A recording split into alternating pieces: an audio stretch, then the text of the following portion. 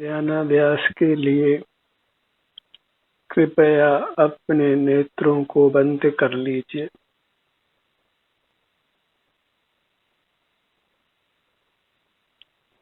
अपना मुख अपनी ओर कीजिए। अपनी अमूर्त काया पर ही निर्भर रहिए। परस्पर की निर्भरता अच्छी नहीं है, क्योंकि वह स्व पर को पराधीन करती है और पराधीनता में सुख नहीं है। अपनी अमूर्त काया का ही संवेदन कीजिए। वह संवेदन ही आपको अनुपम सुख अनुभव कराएगा।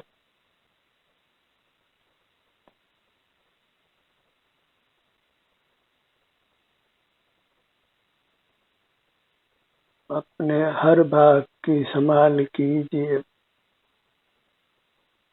अपना हर भाग अमूर्त है, पावन है, दिव्य है।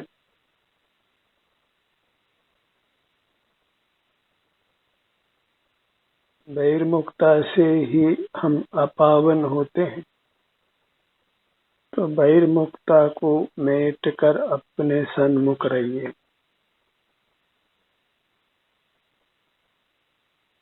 अपना संवेदन ही सुखद संवेदन है। वही हमें मूर्त कर्मों के बंधन से मुक्त कर जन्म मरण से मुक्त करता है, परमात्मा बनाता है। अनंत काल तक फिर हमको सुख में रखता है।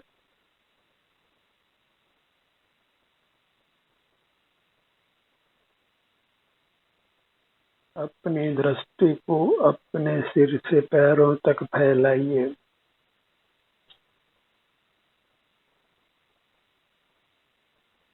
हर भाग में जो भी स्वास्थ्यिक स्थिति है वह आपकी अपनी है, वही भोगने योग्य है। भले वह सुखद हो या दुखद हो, मूर्त पदार्थ भोगे नहीं जा सकते हैं, क्योंकि वे सुख स्वभावी नहीं है। उनको भोगे जाने का मात्र भ्रम होता है। उनके लक्ष्य से हम ही विषय सुख दुख रूप से परिणमन करते हैं, और विषय सुख भी दुख रूप ही है, आकुलता रूप है। उसमें वास्तव में कुछ उत्तमता नहीं है। वही संसार परिभ्रमण का कारण है।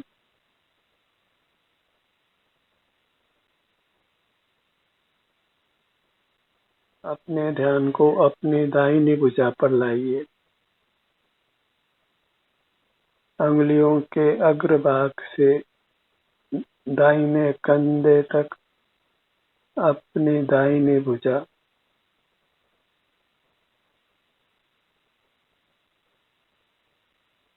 छोटी अंगुली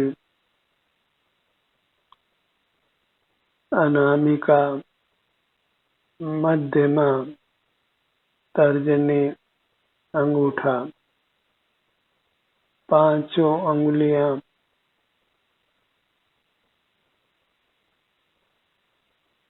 उन्हें छोटी अंगुली अनामिका, मध्यमा, तर्जनी, अंगूठा,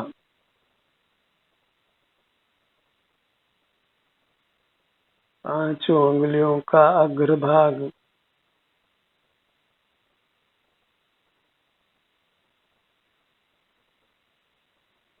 पूरी हथेली,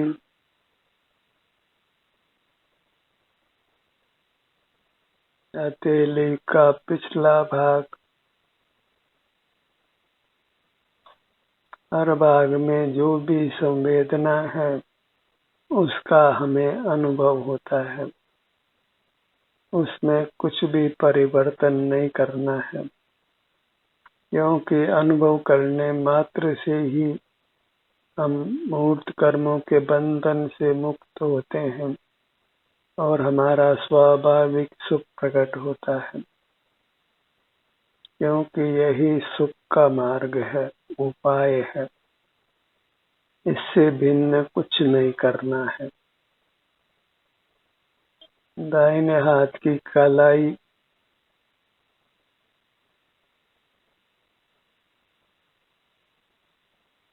मुक्ति का ये मार्ग यत्न साध्य है और समय साध्य भी है।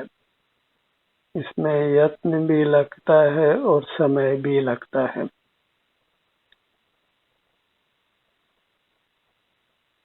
इसलिए हमें धैर्य रखना है, इस मार्ग को छोड़ना नहीं है।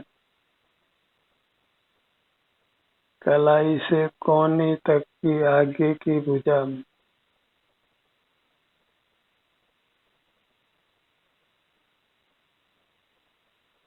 यही स्वावलंबन है, जो अत्यंत स्वाधीन है और निर्दोष है। कोई विषय सेवन नहीं है, पराश्रय नहीं है। कोहनी का भाग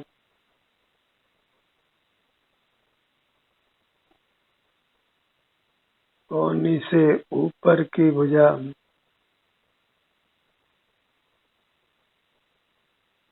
दाहिना कंधा अपने में पूर्ण विश्रांति है, शांति है और बाहर तो निरंतर आकुलता है।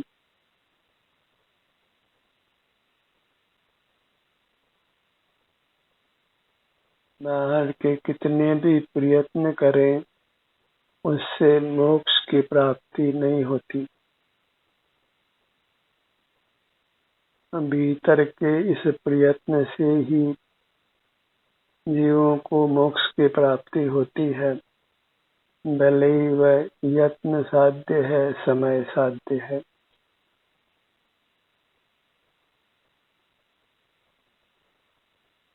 अपने ध्यान को अपने दाहिने कंधे पर लाइए।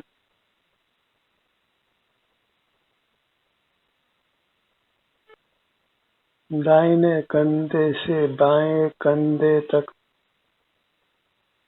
जब हम अपने किसी भाग का लक्ष्य करते हैं, तो स्वतः ही वहाँ जो सुख दुख की दशा है, उसका हमें वेदन होता है।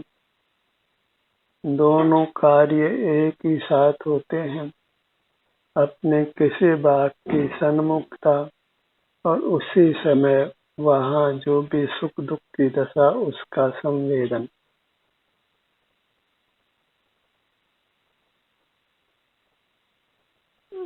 अपना क्षेत्र नित्य है और संवेदन प्रति समय नूतन नूतन है।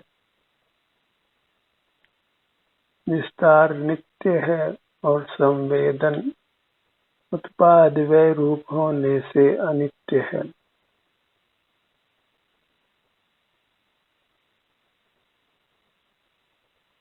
वस्तु स्वभाव की ऐसी व्यवस्था है कि उसका क्षेत्र नित्य होता है और उसमें प्रति समय नूतन नूतन परिणाम उत्पन्न होता है। नया परिणाम उत्पन्न होता है और वर्तमान परिणाम का व्यय हो जाता है। अपने ध्यान को अपनी बाईं भुजा पर लाइए।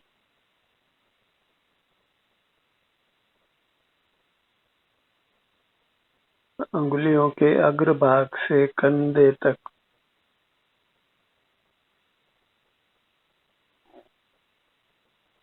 अपनी छोटी अंगुली को लक्ष्य में लीजिए। स्वतः ही छोटी अंगुली में आराम या वेदना की दशा का उसी समय अनुभव होता है।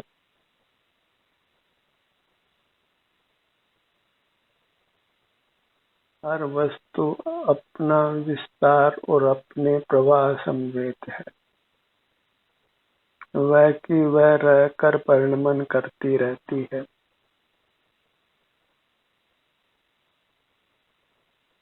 अनामिका मध्यमा तर्जनी अंगूठा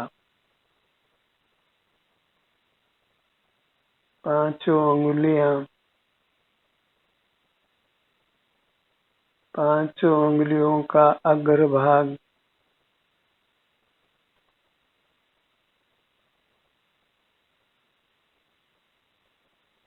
पुनः छोटी अंगुली अनामिका मध्यमा तर्जनी अंगूठा, पांचों अंगुलियां एक साथ हथेली,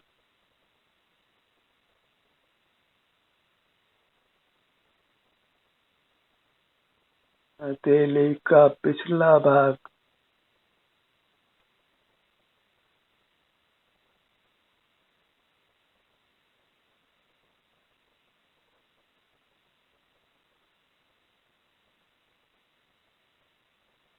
अपने विस्तार और अपने प्रवाह का युगपत ग्रहण होता है।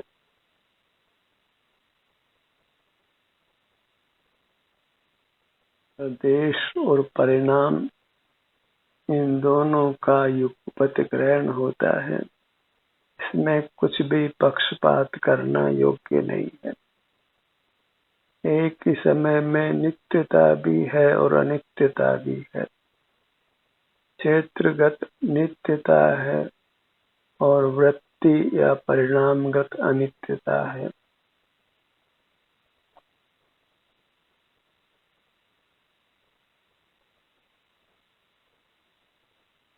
न नित्य का पक्ष करना है, न अनित्य का पक्ष करना है। कुछ भी विकल्प नहीं करना है।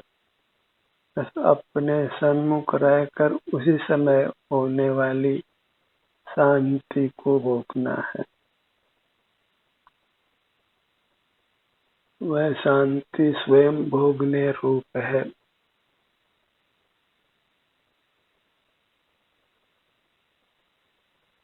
बाएं हाथ की पांचों उंगलियां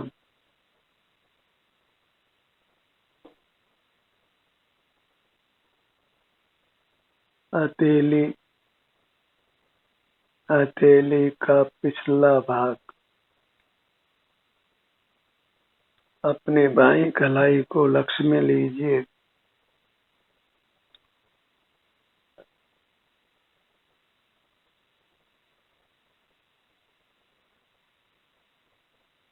आगे की भुजा,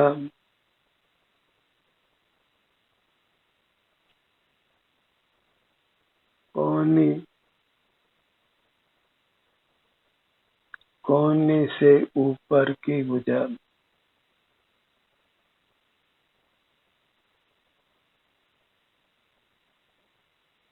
बायां कंधा,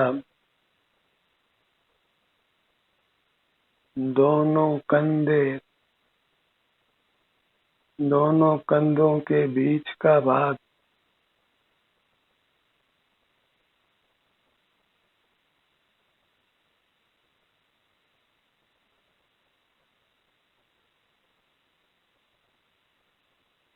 अपने ध्यान को अपने दाहिने पैर पर लाइए।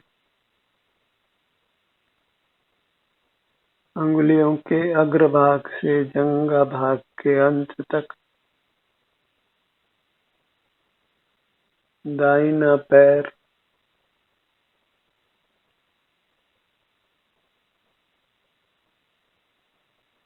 पगतली, आगे, मध्य में और पीछे।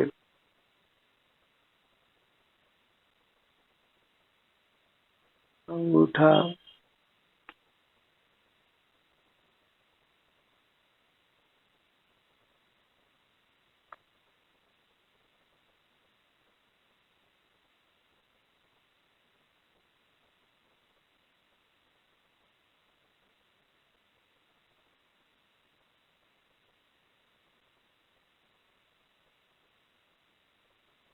पहली अंगुली, दूसरी अंगुली, तीसरी अंगुली, चौथी अंगुली।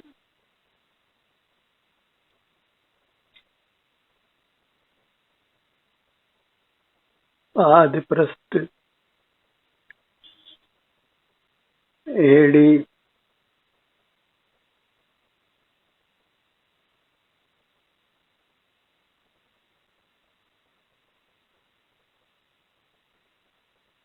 टखना,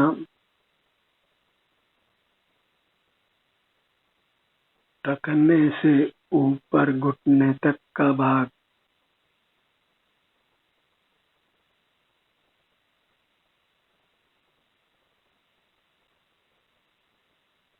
पिंडली,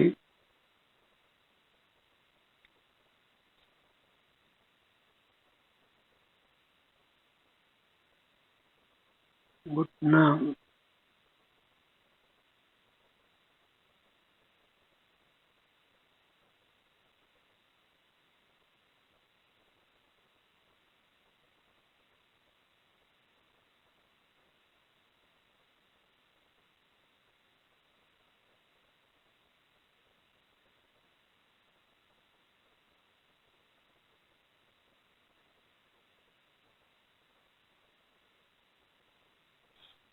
जंघा भाग, पूरा दाहिना पैर,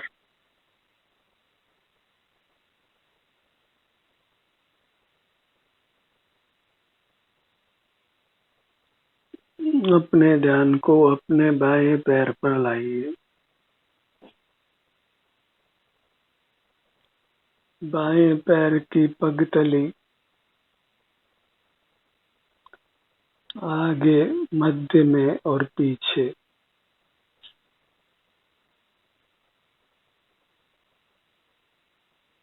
अंगूठा, पहली अंगुली, दूसरी अंगुली, तीसरी अंगुली और चौथी अंगुली। आदिपृष्ठ, एड़ी का भाग, टखना,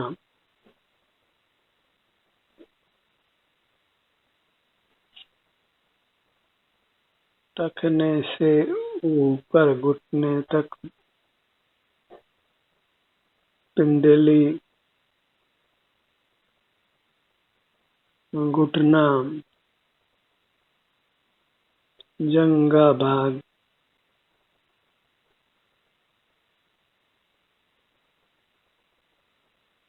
दोनों पैर एक साथ अनुभव में लीजिए।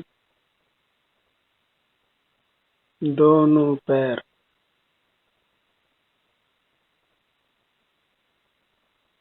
इसी प्रकार हम आत्मनिर्भर होते हैं। किसी बाह्य वस्तु की आवश्यकता नहीं होती, किसी के प्रति भी राग और द्वेष नहीं होता। हम वीतराग रहते हैं और मन की कोलाहल से मुक्त रहते हैं। बाहर के लाभ हानि के विकल्पों से मुक्त रहते हैं।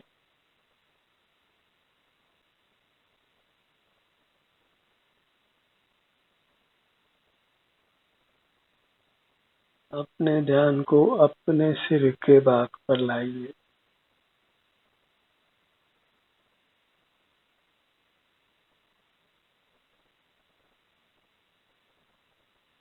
आगे, मध्य में और पीछे का भाग,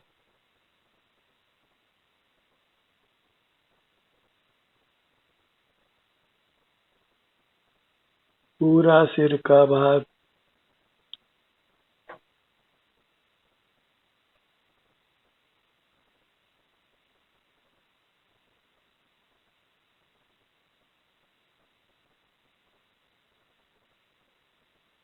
ललाट,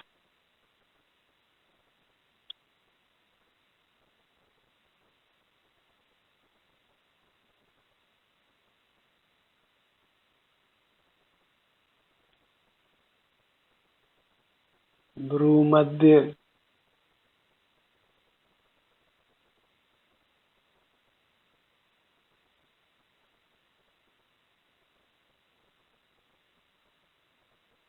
हमारे लिए सारभूत पदार्थ अपने अमूर्त काया है।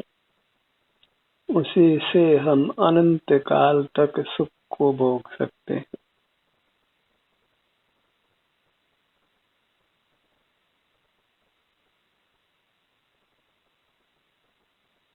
यही वास्तव में नमन करने योग्य है। स्वानुभूति से ही प्रकाशित होती है। चेतन है, सर्व जगत से विभक्त है, भिन्न है।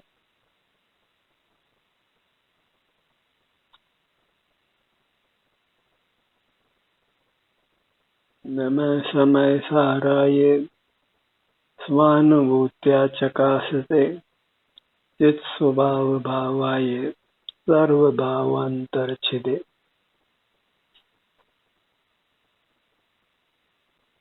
सर्व बाह्य पदार्थों से भिन्न ही यह विश्व का अपना सर्वोत्तम पदार्थ है, जो स्वानुभूति से प्राप्त होता है।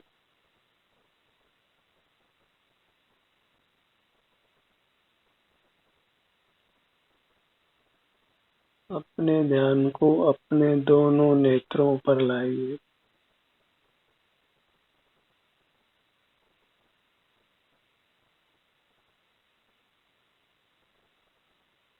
बायां नेत्र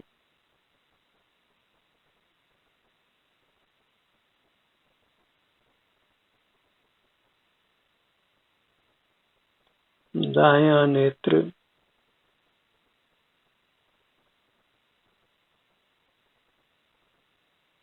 वेदना इष्ट नहीं है तो बाह्य जगत से विमुख रहिए। अपने सन्मुख रहकर अपने अमूर्त काया की ही निरंतर संभाल कीजिए। इसका वेदन करना ही इसकी संभाल करना है। जो जो इसका वेदन करते हैं त्यों त्यों सुख बढ़ता जाता है, और वेदन नहीं करते तो सुख घटता जाता है और दुख में परिवर्तित हो जाता है। बिन जांचे बिन चिंते यही सकल सुख देन। अपने सन्मुख रहिए। कुछ इच्छा भी करना नहीं है, कुछ भी मांगना नहीं है। स्वतः ही ये हमारी अमूर्त काया हमें सुख का अनुभव कराती है।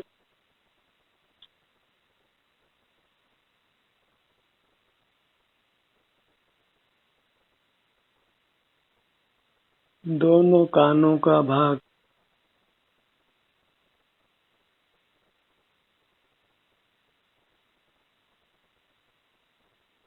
जगत में मूर्त पदार्थ नहीं होते, मूर्त कर्म भी नहीं होता, मूर्त काया भी नहीं होती, और जीव सदा से ही परमात्मा होता। पर ऐसी वस्तु स्थिति नहीं है। लोक में अमूर्त जीव भी है और मूर्त पदार्थ भी है, और जीव अनादि से मूर्त से बंधा है और स्वानुभव से फिर मूर्त के बंधन से मुक्त होकर परमात्मा होता है।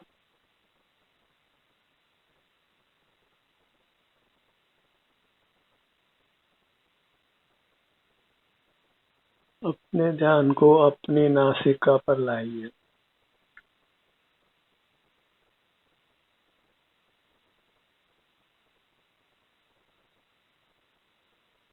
श्वास के निमित्त से जो संवेदना यहाँ उपलब्ध होती है उसको बिना किसी विकल्प के अनुभव कीजिए।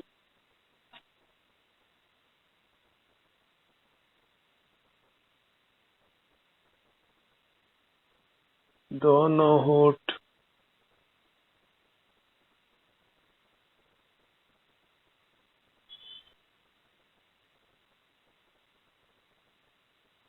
भीतर दंत पंक्ति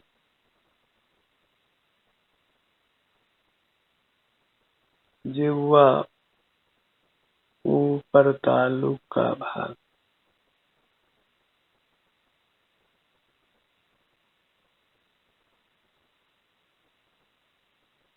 मितव्ययिता से अपने जीवन को जीना है ताकि बाह्य मूर्त पदार्थों का कम से कम आश्रय हो, अपना ही अधिकतम आश्रय हो।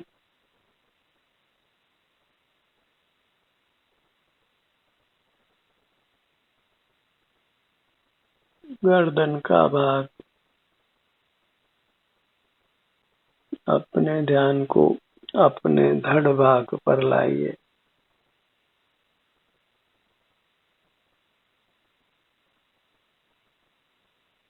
धड़ का विशाल भाग है।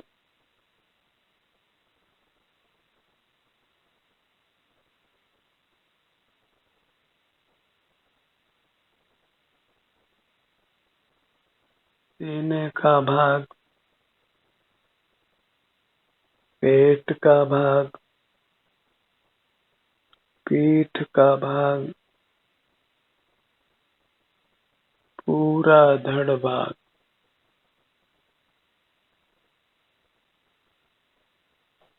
सीना,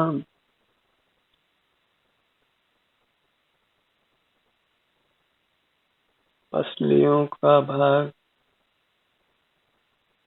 फेफड़ों का भाग, हृदय का भाग,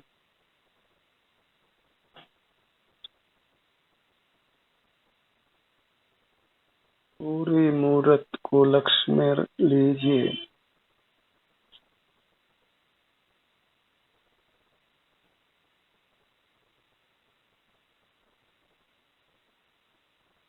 पूरी मूर्त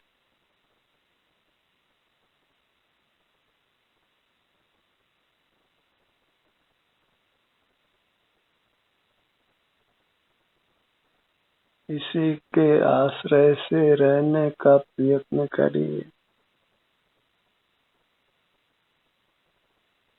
इसी के आश्रय में पूरी स्वाधीनता है।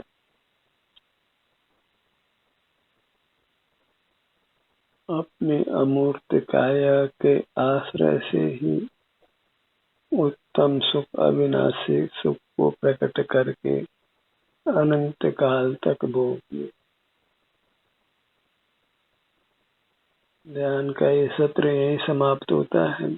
आपकी सहभागिता के लिए धन्यवाद।